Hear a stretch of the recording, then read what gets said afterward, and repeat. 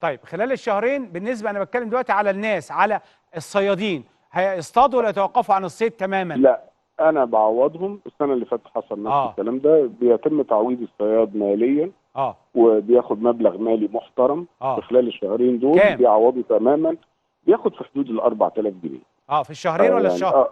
لا، الشهر. الشهر عن الشهر الواحد. كويس. 8000 جنيه في الشهرين في ال 8000 جنيه دول كفايه او دول يوازنوا الصيد اللي كان بيبيعه؟ يعني هقول لحضرتك حاجه، يوازنوا يعني او دول كافيين، واحنا ما بنتاخرش عليهم في اي حاجه. يعني جمعيه الصيادين عندنا لو في اي حاجه زيادات او اي حد محتاج لاي حاجه احنا بنقدمها له على طول طب مباشره. ست محافظ، عددهم قد ايه دول اللي هم هيتوقفوا عن الصيد لمده شهرين؟